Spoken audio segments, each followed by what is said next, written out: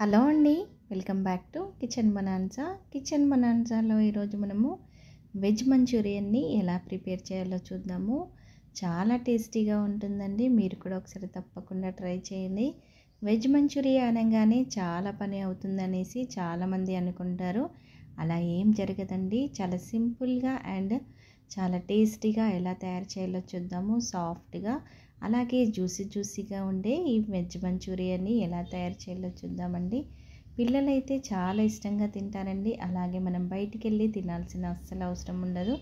ఇంట్లోనే ఎంతో టేస్టీగా తయారు చేసుకోవచ్చు అనమాట.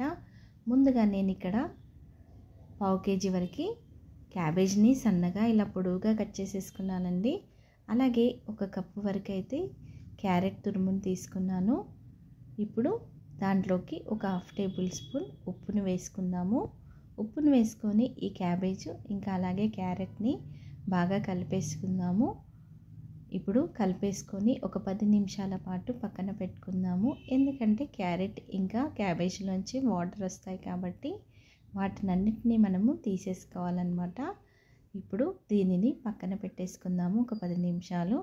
చూసారు కదండి, ముందైతే ఇలా పొడిలాడుతూ ఉండేది. ఇప్పుడు క్యాబేజ్లోకి ఉప్పు వేసాం కాబట్టి కొంచెం మెత్తబడిందనమాట.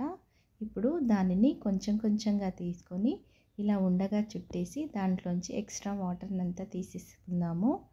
లేదంటే మీరు ఇలా చేత్తో కాకుండా ఒక తెల్లని గుడ్డలో కూడా వేసేసి ఒకటేసారి దానినంతా కూడా రసాన్ని తీసేసుకోవచ్చు అనమాట.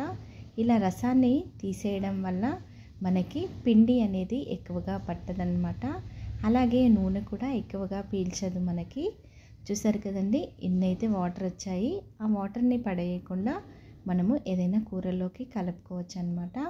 ఇప్పుడు అంతా కూడా తీసేసుకున్నాం కదా. ఇప్పుడు దాంట్లోకి ఒక 1/2 టేబుల్ స్పూన్ పెప్పర్ పౌడరు, అలాగే కొద్దిగా ఉప్పు వేసుకుందామండి. ఒక 1/2 టేబుల్ స్పూన్ కారము, అలాగే ఒక 3 టేబుల్ స్పూన్ల వరకు కార్న్ఫ్లోర్ని యాడ్ చేస్తున్నానండి నేను ఇక్కడ. అలాగే 2 టేబుల్ స్పూన్ల మైదా పిండి అండి. 1 టేబుల్ స్పూన్ వచ్చేసి బియ్యం పిండి అండి. బియ్యం పిండి ఎందుకు వేసానంటే క్రిస్పీనెస్ కోసము. కార్న్ఫ్లోర్ ఎందుకంటే మనకి బైండింగ్ బాగుంటుంది అని చెప్పేసి వేసాను. ఇవన్నీ కూడా వేసేసి ఒకసారి కలిపేసుకుందాము. ఇంకా మనకి వాటర్ ఏమీ అవసరం ఉండవండి. అదే తడితోటి మనకి పిండి మొత్తము కలిసిపోతుందన్నమాట. మీరు కావాలంటే ఇక్కడ ఆలుని కూడా వేసుకోవచ్చు, ఉడకబెట్టినది. కానీ అది వాటర్ అనేది ఎక్కువగా వస్తుంది కాబట్టి జస్ట్ మనకి ఈ రెండుతో అయినా కూడా చాలా టేస్టీగా అవుతుందన్నమాట వెజ్ మంచూరియను. ఇప్పుడు ఇదంతా కూడా ఒక ముద్దలాగా చేసేసుకున్నాం కదండి. ఇప్పుడు దీనిని బాల్స్ లాగా చుట్టేసుకుందాము. మనకి కావాల్సిన సైజులో ఇప్పుడు మంచూరియన్ బాల్స్ని అయితే ప్రిపేర్ చేసుకుందామండి. ఇప్పుడు మరీ పెద్దగా కాకుండా మరీ చిన్నగా కాకుండా మీడియం సైజులో అయితే చేసుకుందాము. మనకి బయట ఎలా ఉంటుందో రెస్టారెంట్ స్టైల్లో సేమ్ అలాగే మనకి ఈ మంచూరియా అనేది కూడా రెడీ అయిపోతుందన్నమాట. ఇప్పుడు వీటన్నిటినీ కూడా మనము వెజ్ ఉండలు చేసి పెట్టాం కదా అండి. ఇప్పుడు ఆల్రెడీ నేను ఇక్కడ కడాయి పెట్టేసుకున్నాను డీప్ ఫ్రైకి సరిపడా. వెంటనే మనం వేసుకోవాలి, లేదంటే వాటర్ అయిపోతాయి మనకి మంచూరియా. లేదు మీరు కొద్దిసేపు అయినాక వేస్తాను అనుకుంటే మాత్రము ఫ్రిడ్జ్లో పెట్టేయండి. లేదంటే అవి ఆయిల్ ఎక్కువగా పీల్చేసుకుంటుంది, అలాగే మనకి విడిపోయే ఛాన్స్ కూడా ఉంటుందన్నమాట. లేదంటే పిండి ఎక్కువగా పడుతుంది, అప్పుడు మనకి మంచూరియా ఫ్లేవర్ అనేది రాదన్నమాట. ఈ టిప్ని అయితే చూడండి, ఫాలో చేయండి. అప్పుడే మీకు టేస్ట్ అనేది బాగా తెలుస్తుందన్నమాట మంచూరియాది. ఇప్పుడు అన్నీ కూడా వేసేసుకుందాము. దీనిని మనము లో ఫ్లేమ్లోనే ఫ్రై చేసుకుందామండి. హై ఫ్లేమ్లో పెట్టామనుకోండి లోపల పిండిగా ఉంటుంది, పైన మాత్రం మంచిగా బ్రౌన్ కలర్ అయిపోతుందన్నమాట. ఇప్పుడు ఒక 2-3 నిమిషాల పాటు లో ఫ్లేమ్లోనే ఈ మంచూరియా బాల్స్ని మంచిగా ఫ్రై చేసుకుందాము. ఒక 2-3 నిమిషాలు అయిపోయాక ఫ్లేమ్ని హై ఫ్లేమ్లో పెట్టేసి అప్పుడు మంచి కలర్ వచ్చేంత వరకు వేయించుకుందామండి. చాలా టేస్టీగా ఉంటుందండి. అసలు మనం ఇంట్లో ఒక్కసారి తయారు చేసామనుకోండి, పిల్లలైతే వీక్లీ వన్స్ అని చేయమని చెప్పేసి అంటానండి. అంత టేస్టీగా ఉంటాయి ఈ వెజ్ మంచూరియన్. ఇప్పుడు చూసారు కదండి, మంచి కలర్ అయితే వచ్చేసింది. ఇప్పుడు వాటన్నిటినీ పక్కన పెట్టేసుకుందాము. ఇప్పుడు మీరు కావాలంటే డ్రైగా కూడా తినచ్చు, లేదంటే కొంచెము గ్రేవీ టైప్ కూడా చేసుకోవచ్చు అనమాట. నేనైతే కొంచెము గ్రేవీ టైప్ చేస్తున్నాను అనమాట. ఒక ప్యాన్లోకి ఆయిల్ వేసుకున్నాను. ఆయిల్ మంచిగా వేడెక్కాక తురిమి పెట్టుకున్న వెల్లుల్లి రివ్వల్ని వేసుకుందాం, ఒక 2 టేబుల్ స్పూన్లు. అలాగే 1 టేబుల్ స్పూన్ అల్లం తురుమండి. దీనివల్ల ఫ్లేవర్ అనేది చాలా బాగా వస్తుందన్నమాట. మనకి సూపీగా టేస్ట్ చాలా బాగుంటుంది. ఇవి కాస్త ఒక 2 నిమిషాల పాటు వేయించుకుందాము.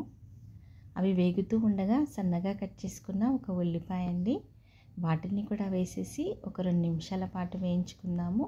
మరీ ఎక్కువగా కలర్ చేంజ్ అయ్యేంత వరకే కాదండి, జస్ట్ కొంచెం కలర్ చేంజ్ అయితే సరిపోతుంది. అలాగే సన్నగా కట్ చేసుకున్న ఒక 4-5 పచ్చిమిర్చిలను వేసుకుందాము. చూసారు కదండి, ఇవి వేగిపోతున్నాయి. అలాగే దీనిలోకి నేను ఇక్కడ క్యాప్సికమ్ని వేస్తున్నానండి, సన్నగా కట్ చేసింది. మీరు కావాలంటే పెద్ద ముక్కలుగా కూడా కట్ చేసి వేసుకోవచ్చు. అలాగే వేరే కలర్స్లో ఉంటాయి కదండి, ఎల్లో ఇంకా రెడ్ కలర్లో ఉన్నవి కూడా వేసుకోవచ్చు.